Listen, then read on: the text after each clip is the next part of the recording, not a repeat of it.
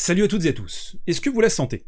Cette petite odeur de printemps, de nostalgie, de Nelson Montfort, de Tenix, Roland Garros quoi. Avant d'attaquer cette vidéo, j'ai une annonce très importante à vous faire. Vous voyez ce petit logo ici? Eh bien c'est Sobet, le partenaire minceur, le partenaire de la chaîne pour l'ensemble du tournoi de Roland Garros. Ça va être absolument extraordinaire. Alors qu'est-ce que c'est Sobet? C'est une application de pronostic en ligne communautaire. Vous pouvez échanger vos pronos, vos paris avec une communauté très sympathique, très bienveillante. Et on a un programme absolument exceptionnel avec Sobet. On va vous faire gagner des lots plutôt sympas, une raquette, des chaussures, des sacs de tennis. Pour ce faire, avec Sobet, on a décidé de créer un challenge spécifique Roland Garros, dans lequel vous pouvez participer, et il y aura même un tirage au sort, donc n'importe qui pourra remporter un de ces lots, même si vous êtes des trompettes en paris sportif, ça peut arriver. Dernière info très importante, pour participer, vous devez télécharger l'application, c'est le lien dans la description, donc vous cliquez, vous téléchargez, et vous entrez surtout, c'est très important, le code parrainage SV. Dernière petite précision avant de commencer la vidéo, tout ceci est gratuit, mais attention, il faut être un adulte, attention. Allez, on rebascule sur le sujet qui nous intéresse. Qui va remporter Roland Garros 2022 et pourquoi Carlos Alcaraz? Je suis accompagné aujourd'hui de l'exceptionnel Maestro Tips. Comment ça va, Maestro? Écoute, ça va très bien. Le tirage au sort vient de sortir. Je suis complètement hypé par cette édition de Roland Garros et j'ai hâte d'en découdre. Qu'est-ce que tu penses de ce Roland Garros 2022? Il y a pas mal de personnes qui disent que c'est l'un des plus indécis depuis très très longtemps. Est-ce que tu es en phase avec ça? Bah écoute, à partir du moment où t'as un mec qui est coté en dessous de 2 pour gagner un Roland Garros depuis 15 ans, forcément c'est un des plus indécis, ouais. Et puis bah voilà, l'éclosion du phénomène Alcaraz vient rajouter encore quelque chose à ça. Tsitsipas est encore là, Djoko, on sait qu'il sera présent forcément. Rafa toujours là, il y en a d'autres, mais il y a du monde, hein. Justement, ce qu'on vous propose dans cette vidéo, c'est de revenir sur les principaux favoris. On va les décliner dans l'ordre. On va commencer, on est obligé par Novak Djokovic qui a été placé dans le tableau évidemment en première position. Il a conservé sa place malgré un premier semestre où il n'y a pas eu énormément de matchs joués.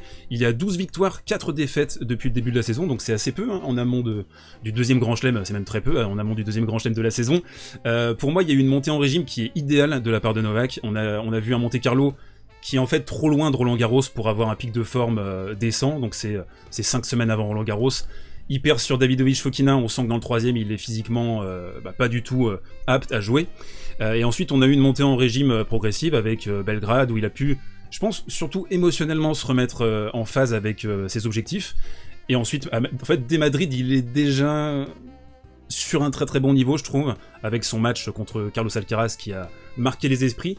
Alors est-ce que ce sera un match de transition dans l'histoire du tennis? Ça, on le saura plus tard, mais un des plus grands matchs de la saison certainement, pour l'instant en tout cas. Et puis à Rome, il remporte le tournoi avec une masterclass contre Tsitsipas, même si tout n'a pas été parfait, mais c'est en fait le plan idéal pour lui en amont de Roland Garros.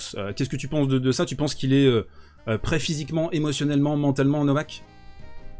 Mais écoute, en vrai, je pense que oui, parce que déjà pour un joueur normal avec ce parcours-là, j'aurais tendance à dire que il commence à être presque proche de son prime, voilà, parce que à Monte-Carlo effectivement il n'est pas prêt, puis à Belgrade il monte en régime, à Madrid il se retrouve à jouer contre Alcaraz, mais c'est un match qui lui fait du bien, c'est une défaite qui lui fait du bien, qui permet de lui montrer ce qu'il doit encore faire pour être au top niveau.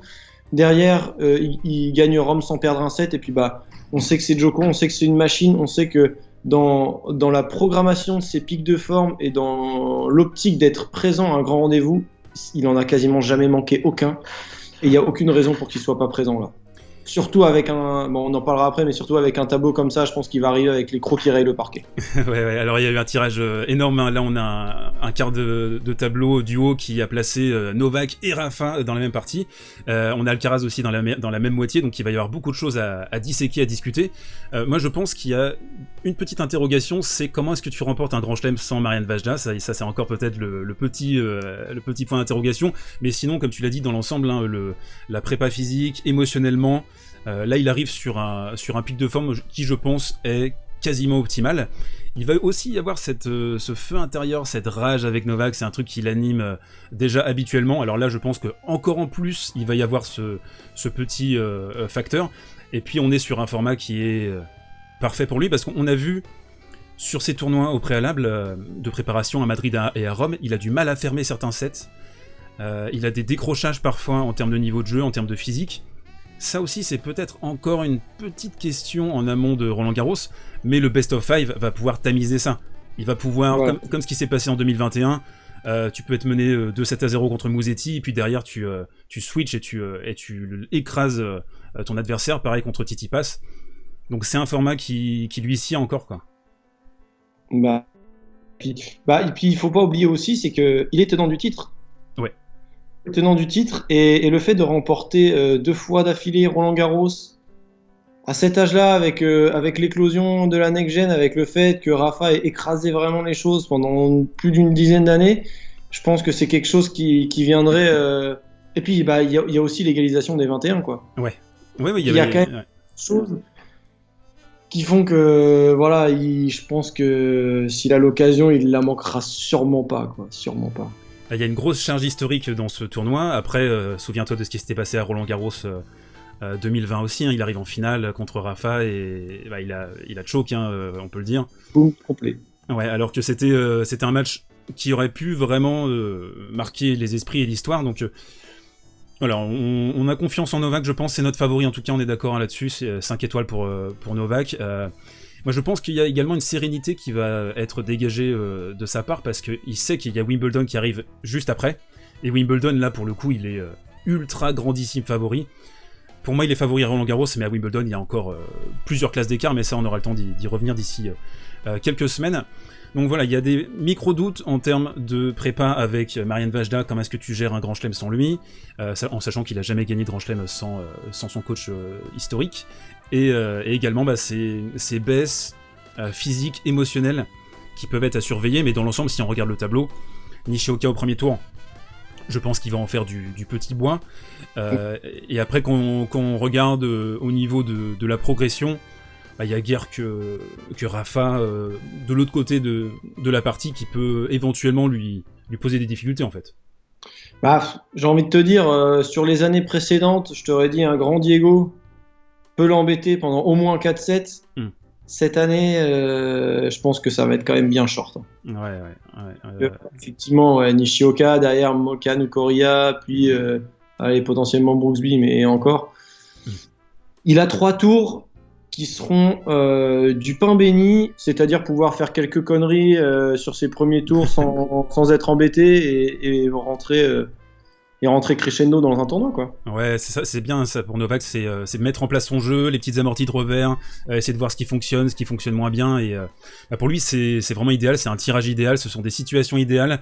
Alors après évidemment il y a toujours possibilité qu'il puisse se passer quelque chose, hein, ça reste du sport, mais voilà, je pense que Novak est favori assez, avec une petite tête d'avance sur le reste de la meute sur ce Roland Garros 2022. On enchaîne avec le deuxième favori de cette édition, et c'est déjà le petit Carlitos, hein.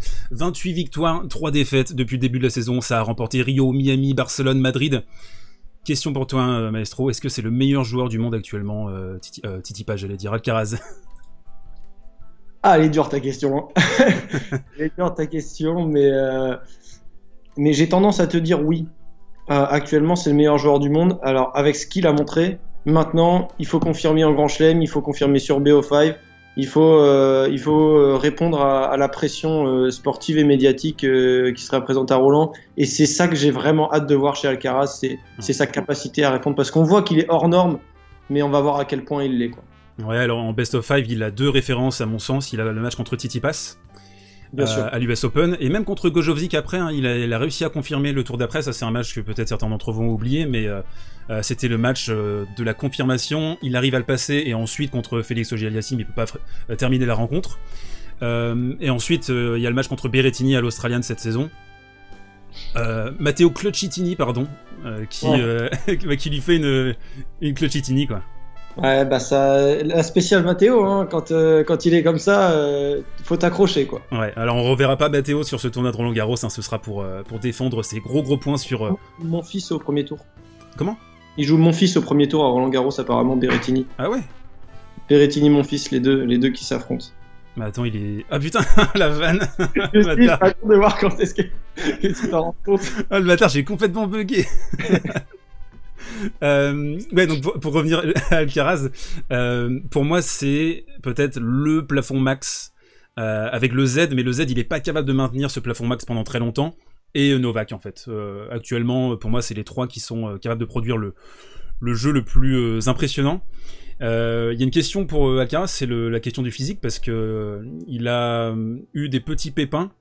C'est mineur, hein, mais adducteur après l'US Open 2021, en poule, petite entorse également après Madrid. Donc, est-ce que ce gars, avec son tennis total, ultra impliqué physiquement, est-ce qu'il peut réussir à mettre bout à bout 7 matchs comme ça en format 3-7 gagnants? Bah, c'est une question à laquelle il va falloir répondre et à laquelle il va devoir répondre sur le terrain, mais c'est vrai que si tu mets tout ça bout à bout, plus malgré tout le fait de jouer la finale de Madrid sous infiltration, alors c'était pas un gros truc, mais c'est quand même quelque chose d'important, et il a ressenti le besoin de faire une croix sur Rome juste derrière, et je pense que c'est pas anodin, tu vois, c'est vraiment qu'il en avait besoin. Et en fait, toute la difficulté, ça va être d'être capable de produire ce schéma et d'aller chercher effectivement ces 7 matchs en best of 5, parce que finalement, des références, il en a pas beaucoup, donc il n'a pas vraiment de base de données à laquelle se fier sur les éditions précédentes. Tu vois, savoir où est-ce qu'il en est par rapport au maximum que peut lui demander son physique sur un grand chelem de 2 semaines. Finalement, il a pas vraiment ce référentiel-là, donc c'est là que ça va être difficile. Et écoute, on attend avec impatience de voir la réponse, mais je pense que ça peut être compliqué. Oui, il y a des petites questions. Il y a, pour moi, au niveau émotionnel, mental, alors certes, maintenant, depuis son match en fait contre Gaston à Paris-Bercy, je trouve qu'il a passé un énorme cap. Ça a été un apprentissage grandeur nature, on peut dire, cette rencontre, parce qu'il s'est fait soulever par le public, il s'est fait soulever par un tennis qu'on voit très très peu sur le circuit depuis des années. Hein. Gaston, c'est une anomalie sur le tennis actuellement. Donc, je trouve que là, désormais, il est peut-être prêt, mentalement, psychologiquement, émotionnellement, mais il faut réussir à tout réunir le package ensemble. Et ça, ça peut éventuellement être un souci. Alors, on voit son tableau justement, juste ici. Lui, il est dans la partie basse de la moitié haute du tableau, si vous me comprenez. Donc, il va jouer un qualifié au premier tour. Et ensuite, il va pouvoir monter en régime. Il y a un Sebi Corda sauvage dans le TIEX. On a Dodo aussi, hein, mais bon, Dodo, il est pas encore à son top. Cameron Norrie, l'effroyable Cameron Norrie qui devrait certainement affronter à un moment donné également. On a Fokina et on a le Z en haut. Est-ce que tu vois quelqu'un pouvoir l'empêcher d'aller en demi-finale? Corda trop imprévisible, honnêtement, je vois pas trop comment. Alors ok, il l'a battu à Monte Carlo, mais c'était tout autre scénario. Il sortait d'Indian Wells, la transition dure, clay, etc. C'est difficile. Honnêtement, oui, Z quand même à l'expérience, au format, à plein de choses. Et puis Z quand il joue Prime, faut aller le chercher, quoi. Ouais. Quand il est debout sur la table, ouais. Surtout s'il se met à avoir une qualité de service comme il sait le faire, forcément si tu te frustres en face et t'as pas beaucoup d'occasions et machin, et ça peut vite trotter, quoi. Donc mais en dehors de Zverev, pour moi le seul qui peut battre Alcaraz, enfin qui peut faire perdre Alcaraz, c'est lui-même en fait. Ouais, je suis assez d'accord avec toi. Hein. C'est pour lui le ciel est la limite en fait. Si il arrive à dicter son A-game, comme il a pu le faire par exemple à Madrid où il a complètement lavé Zverev, qui était certes pas dans son assiette, mais je pense que oui, s'il joue son meilleur tennis et que émotionnellement il n'y a pas de micro-doute qui peut commencer à arriver, parce que pour l'instant on a l'impression que c'est un joueur qui doute jamais. Le mec il va tenter des trucs, des volets sur des lobes à mi-cours et ça fait petit amorti, enfin il tente des trucs, il y a tout qui réussit. Alors est-ce que c'est un flow sur les dernières semaines, les derniers mois, ou est-ce que ça va s'arrêter à un moment donné? Est-ce qu'il va y avoir un plateau? Est-ce que ce plateau va arriver à Roland-Garros? Il y a quelques petites questions, ça reste un joueur ultra jeune, hein, de juste 19 ans, donc... Mais bon, les books, ils se sont pas trompés, ils l'ont mis deuxième, il me semble, donc voilà, c'est ça. Ça veut dire ce que ça veut dire. Je pense qu'on a à peu près tout dit sur Carlos Alcaraz, qui n'est même plus en fait un outsider, là, c'est un favori du tournoi, c'est fou, hein, en fait, de dire ça, déjà. C'est fou de dire ça, et surtout que...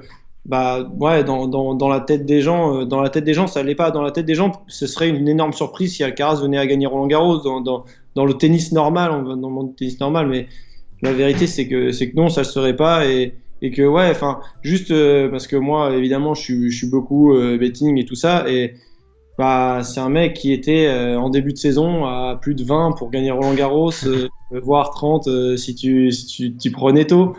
Voilà quoi. Maintenant, il est à 3.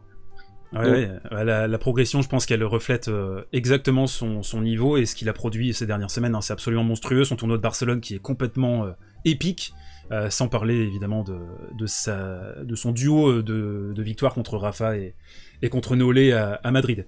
On enchaîne avec Stefanos Tsitsipas qui a un tableau. Mesdames et messieurs, c'est open bar. Là, il a payé son entrée en boîte et il a bouteille à volonté. Il est tranquillou. Il a un tableau, les amis, on va le montrer. C'est du bonheur. Ah non, mais là, je pense que Tsitsipas, quand il a vu son truc là, s'il arrive à sortir avant les quarts de finale, c'est un exploit. Ouais, c'est ça. Faut le prendre à l'envers le truc. Alors, on va resituer un peu Steph. 31 victoires, 10 défaites depuis le début de la saison. Il y a Monte Carlo évidemment qu'il a remporté. Mais c'était déjà il y a fort longtemps. Il reste sur un premier set horrible contre Novak en finale à Rome. J'ai trouvé vraiment en dessous de tout. En fait, Steph, il a besoin que son service passe à 60-65% pour pouvoir installer son jeu offensif, pour avoir un +1 avec son coup droit. Dès que tu le locks sur son revers, comme a pu faire Novak dans le premier set, tu le désactives. Donc ça, au niveau tactique, contre des joueurs de ce style, qui sont capables d'exploiter justement cette faille structurelle chez Tsitsipas, ça peut être une question. Le problème, c'est qu'il va pas vraiment jouer de joueur de cet acabit avant très longtemps dans le tournoi. Donc ouais, en fait, il a besoin d'être un peu sur le fil du rasoir émotionnel, avec l'adrénaline aussi. Mais quand on regarde son tableau, bah c'est qui peut vraiment l'empêcher, j'allais dire, d'aller en finale en fait. On se projette, hein, mais... Ouais, aller en finale, pour moi, il y a vraiment Ruud s'il joue son prime niveau. Ouais. Je pense que ça peut l'embêter parce que Ruud à son prime niveau sur terre, je pense que vraiment c'est top 5 Oui. et ça peut être très embêtant. Hormis ça, honnêtement, j'ai beau chercher, hein, mais là, on en parlera tout à l'heure, mais éventuellement un Miomir de gala, quoi. Ouais, mais il faut que Miomir avance. Je pense que c'est encore un peu short, quoi. C'est encore un peu short et il peut-être dans les années à venir ou j'en sais rien, mais voilà. Sinon, je vois pas qui peut l'empêcher d'aller en finale. Oui, parce qu'en fait, on résume, hein, dans cette partie basse du tableau, il y a Daniil. Donc Daniil, c'est le joueur à prendre déjà à la base sur terre, mais là encore en plus, avec sa préparation complètement tronquée avant Roland-Garros. Donc Steph, il est très très bien, je trouve, hein, en amont de ce Roland-Garros. C'est pour ça que je lui ai donné 4 étoiles comme Carlos Alcaraz, parce qu'il me semble pouvoir tirer parti justement de ce tableau. Alors, il y a Musetti en premier tour, ce qui est, je pense qu'il y a des tirages qui sont plus simples sur une entrée en gamme, mais il est en rythme, Steph, et je serais quand même profondément choqué s'il venait à perdre ce premier tour contre Musetti. J'ai une petite réserve sur Stefanos, c'est quand il mène aisément ses matchs, il a parfois du mal à les fermer, quoi. Diego à Monte Carlo, il mène 6-2, 5-2, et derrière n'importe quoi, le match tourne et retourne. Contre Dimitrov, il mène 6-3, 5-3, il doit sauver 2 balles de match derrière, il finit par remporter la partie. Donc il a un peu, parfois, cette tendance, un peu comme Novak d'ailleurs, qu'on a mentionné tout à l'heure, un peu une tendance au décrochage. Est-ce que tu vois d'autres hicks, d'autres faiblesses pour Stefanos ? Moi, sa faiblesse numéro 1, en tout cas, que je peux dire, c'est sa nervosité qui est toujours... un gros problème et j'ai l'impression que ça s'arrange pas tant que ça au fil des années. Ouais. Et voilà, mais sinon, j'ai pas de grosses questions et de grosses inquiétudes par rapport à lui, surtout quand on voit son début de tableau. Ouais. Et c'est vrai que pour moi, ce truc-là, il faut compter. Et puis, malgré tout, à Roland-Garros, il a quand même une finale à défendre, donc ça va rajouter un petit peu de pression parce que c'est beaucoup de points. Ouais. Faut pas oublier qu'il a eu quand même des périodes à Roland-Garros où ça a été très compliqué. L'année dernière, il se rend le match très très difficile contre Isner, alors que ça doit pas être le cas. Contre Zverev, il s'en sort pareil de justesse alors qu'il doit normalement plier en 3. Je me souviens d'un match contre Mounard où il perd les 2 premiers un peu n'importe comment avant de se ressaisir. Donc il a quand même eu à Roland quelques absences, on va dire. qui pourrait, voilà, il va falloir faire attention que ça se répète pas. Ouais, bah contre le Z, je crois qu'il est à 0,40 sur son premier jeu de service dans le 5ème, et il arrive à tourner le truc.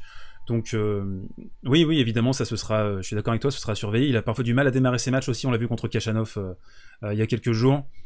Un peu raide, un peu dur, mais dans l'ensemble, je pense qu'il est favori de cette partie du tableau, et voir Stefanos en finale ne serait pas du tout une surprise à mon sens. On enchaîne avec, par contre, le joueur le plus mystique, le plus fantastique du tennis moderne, Alexander Zverev.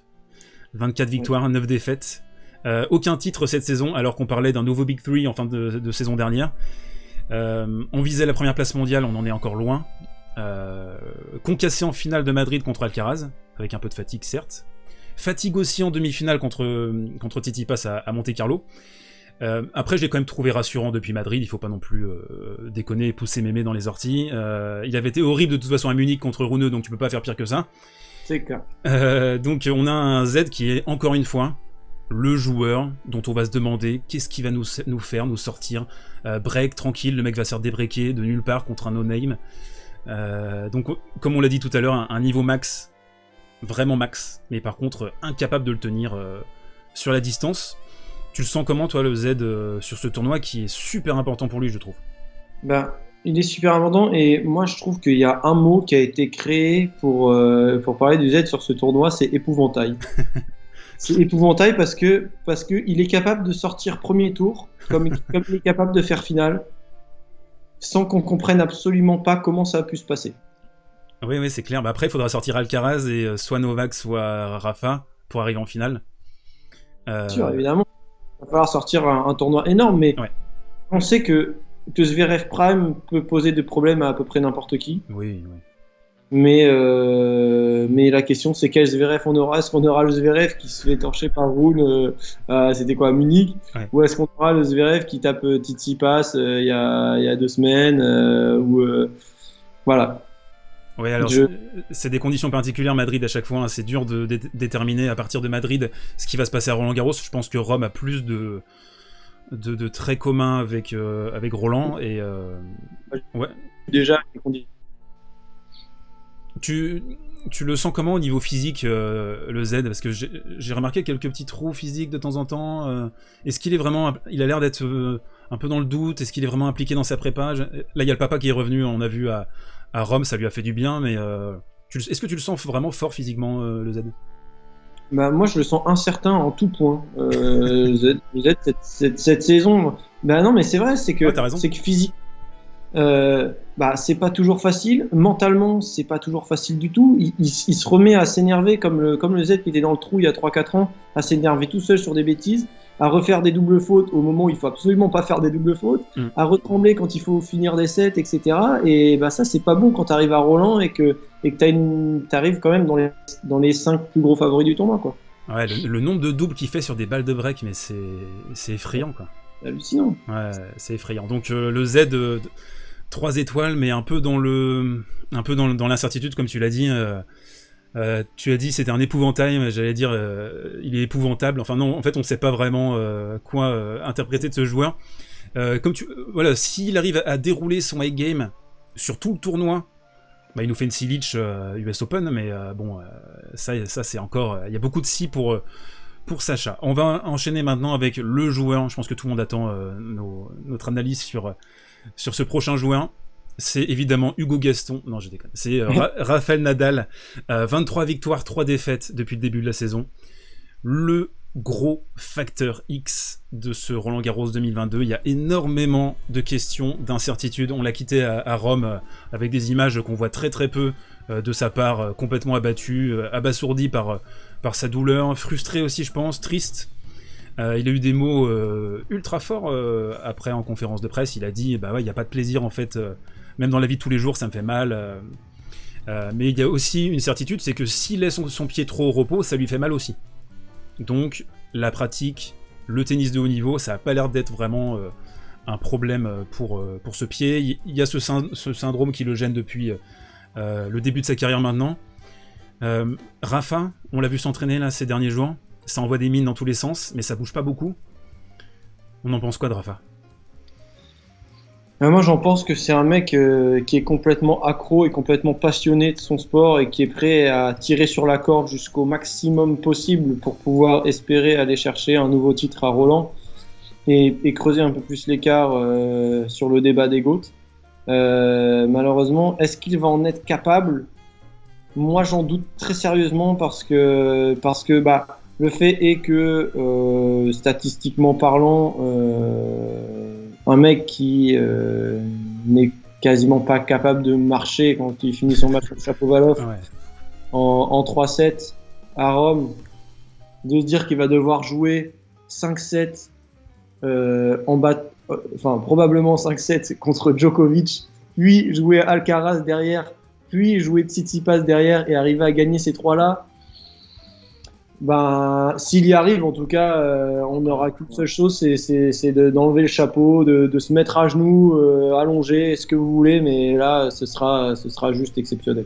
Ah oui, c'est monumental, hein, s'il arrive à remporter le titre avec un tirage qui n'a pas vraiment favorisé ses chances, c'est le moins qu'on puisse dire. Pour faire un bilan, bien sûr, alors certains d'entre vous sont peut-être restés sur son début de saison qui a été immense, avec le miracle de Melbourne, quand il arrive à remporter cette finale contre Daniil en étant mené 2-7, 3 balles de break, et puis il arrive à retourner la situation.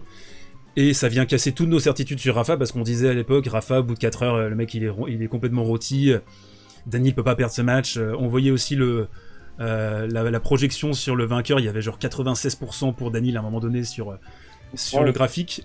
Donc ça c'était en Australie. Lui il a dit que avec sa pause et sa côte fissurée, ses sensations elles ont complètement disparu et il faut tout reconstruire de nouveau. Malheureusement pour lui, il n'a pas réussi à bâtir quelque chose sur les tournois préparatoires. Là clairement à Rome c'était très très inquiétant ce qu'on a vu. À Madrid contre Alcaraz, tu t'en as pensé quoi de ce match d'ailleurs contre Alcaraz à Madrid de ton côté, Maestro? Écoute, j'avais l'impression que c'était pas la Rafa qu'on aurait voulu avoir pour cette espèce de passation de pouvoir entre le maître et l'élève sur terre battue, quoi. Ouais, après, je pense que Alcaraz tournait autour du pot, et notamment leur rencontre plus tôt dans l'année où ça avait été extrêmement âpre avec beaucoup de vent dans la deuxième manche et Rafa qui a réussi à s'imposer, qui se blesse d'ailleurs pendant cette rencontre dans ce match à Indian Wells. Donc Rafa, la question là, avec un tableau très très périlleux, il y a même, on peut le dire, il y a F2A qui rôde.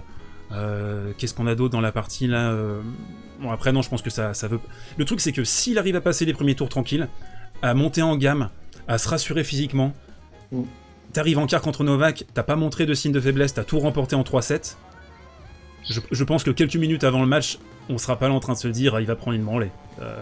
C'est Rafa quoi. Non, clairement pas, clairement pas. Mais moi il y a quelques truc qui m'inquiète avec Rafa là-dessus, bon, en dehors de tout ce dont on a déjà parlé, c'est que déjà sa saison, certes elle est exceptionnelle, mais quand même quelques miracles dans sa saison. Le titre contre Medvedev, déjà c'est un miracle, mais son quart contre Shapovalov, c'est déjà un miracle parce que début du 5e set, je vois pas bien comment il peut gagner le match, sauf un Shapovalov qui nous fait du Shapovalov et qui lui laisse le match, quoi. Ouais. Donc déjà ça, son match contre Korda à Indian Wells, c'est un truc qui est complètement lunaire. Le match contre Kyrgios, peut-être qu'il doit le perdre aussi. Enfin, voilà, il y a pas mal de ça. Et puis, alors après, maintenant, est-ce que c'est vraiment quelque chose qu'on peut prendre en compte avec ce genre de mec? Mais est-ce que Djoko va pas arriver avec un petit avantage psychologique par rapport au match de la saison précédente? Ouais. C'est une question qui peut se poser et qui peut peut-être un peu peser, tu vois. Ouais, éventuellement. Après, là, la Rafa, ça va être... est-ce qu'il va réussir à se déplacer? Est-ce qu'il va réussir à mettre bout à bout plusieurs matchs d'affilée sans avoir trop de douleur? On sait qu'il sera avec son docteur à Roland-Garros. Ouais. Comme tu disais, c'est un accro, c'est un addict à ce sport. Il a envie d'encore marquer l'histoire du tennis. Pousser la carcasse jusqu'au bout, il va y avoir des infiltrations, ça c'est sûr. Quelque part, il y a un côté un peu tragique aussi de se faire aussi mal, de se défoncer aussi autant alors que t'es multimillionnaire. que t'as 21 grands chelems. Alors, en fait, c'est à la fois beau et c'est à la fois, pour moi, c'est à la fois tragique aussi de voir ce gars-là se faire aussi mal dans la chair, en fait. C'est fou. Il y a aussi un point qu'il faudra surveiller de votre côté, je pense, pour Rafa, c'est les conditions de jeu. Ouais. J'ai l'impression que son tennis s'exprime beaucoup mieux maintenant, avec un temps sec, soleil, pour qu'il puisse vraiment exploser avec son lift.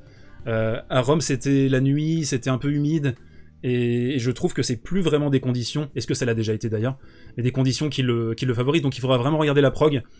S'il y a des nights avec Rafa, ça peut éventuellement mal tourner, je pense, dans ces conditions-là. T'es d'accord avec ça? Tu penses que ça va être un facteur? De toute façon, a priori, de ce qu'on retire un peu de ça, c'est que oui, les nights sont des matchs qui sont plus physiques, donc forcément, plus tu vieillis, plus c'est problématique pour joueurs comme ça, et plus, a priori, les prévisions météo sont quand même pas forcément exceptionnelles. On annonce quand même, un temps qui sera plutôt humide, et ouais, ça peut déranger aussi, quoi. Après, voilà, ça, oui et non, parce que sa balle peut être beaucoup plus lourde, beaucoup plus dure à maîtriser, mais je pense que ça lui posera problème avec sa caisse physique avant de poser problème à l'adversaire par rapport à la lourdeur de balle de Rafa. Ok. Une dernière petite question pour toi, Maestro, sur ce tableau de Roland-Garros 2022, avant de vous livrer notre vainqueur à tous les deux. Est-ce que tu vois un joueur qui pourrait faire quelque chose de sympa sur ce tournoi, qui n'est pas vu dans les immenses favoris, mais d'après le tableau, d'après la forme du moment, est-ce que tu sens quelqu'un là actuellement? Écoute, déjà, je vais pas prendre beaucoup de risques parce que le joueur que je vais choisir, il va être sur le dernier quart de tableau. Dernier quart de tableau où les deux têtes de série principales sont Rublev et Medvedev. On sait que Medvedev, a priori, il se passera pas grand-chose pour lui à Paris. Prépa très tronqué, on le rappelle. Il arrive ici avec aucune victoire sur terre battue puisqu'il aura joué un seul match à Genève et il a perdu contre Richard Gasquet hier. Rublev qui est assez instable, donc moi j'hésitais un petit peu entre Carreno Busta et Kekmanovic, et mon choix après réflexion s'est porté sur Miomir, qui réalise un début de saison assez incroyable. On disait tout à l'heure, il joue quasiment top 10, il nous sort des matchs de folie, en partie contre Alcaraz, j'y pense parce que c'était un des prime matchs de l'année. Ouais. Et il a un tableau qui va lui permettre de rentrer doucement avec Etcheverry R1 qui n'est pas non plus une brutasse, et derrière Bublik probablement qui toujours chiant à jouer, mais sur terre battue, normalement, Bublik concentré, 3 sets d'affilée sur terre battue, ça relève du miracle. Donc voilà. Jamais de la vie, non. Jamais de la vie. Oui, en fait, ça pourrait être très intéressant, je pense, d'aller voir ce Daniil Kecmanovic. Miomir qui avait déjà bien profité du tableau ouvert à l'Australian pour avancer dans ce tournoi-là, et ça va vraiment lancer une belle saison, une super saison pour lui 2022. Il est cornaqué par Nalby maintenant, David Nalbandian, qui je trouve fait du très très bon travail. On retrouve des ponts entre Nalby et Miomir un peu, je trouve, en termes de tennis. Ouais. Moi, je suis pas hyper emballé par la comparaison. Il y a des trucs, mais on va dire c'est un peu tiré par les cheveux. Ouais. Bon après, Miomir, il peut prendre la balle assez tôt, je trouve, et c'est un joueur plutôt complet. Ça peut jouer sur dur, sur terre. On a vu là, il est vraiment sur une super ascension, et ce sera, je suis d'accord avec toi, Maestro, un joueur à surveiller sur cette partie basse. De toute façon, c'est sûrement dans la partie basse qu'il va y avoir des dingueries. Donc il faudra vraiment surveiller ça avec beaucoup d'attention. On termine avec notre pronostic pour ce Roland-Garros 2022. Qui va remporter ce tournoi? Maestro, je te laisse la main. Je suis embêté, mais allez, je vais dire Tsitsipas parce que il a un tableau quand même qui est assez facile, et en fait comme ça j'aurais dit Novak, mais je me dis que Novak, après avoir joué Rafa plus Alcaraz potentiellement, il risque d'arriver un peu plus émoussé que Tsitsipas qui aura été en vacances pendant une semaine et demie. Donc voilà, allez, Tsitsipas à la fraîcheur, revanche de l'année dernière en 5-7. Alors le titre de la vidéo, c'est pourquoi Carlos Alcaraz va remporter le tournoi. Le favori, j'ai mis Novak. Donc je suis un peu obligé de mettre quand même Carlos Alcaraz pour la vanne, pour rester dans la vanne, malgré le tableau où il va devoir sortir soit Rafa, soit Novak en demi, plus éventuellement une finale contre Steph. Je vais rester sur Carlitos, je pense qu'en niveau max, c'est quasiment ce qui se fait de mieux actuellement, et j'ai pas vraiment de doute sur son approche émotionnelle. Faudra voir au niveau physique, et faudra voir s'il arrive à se rendre de ses premiers tours faciles, et qui déroule aussi son tennis complètement dingue, avec un QI tennis illimité, une shot selection de dingue déjà à 19 ans, donc ça va être la régalade en tout cas.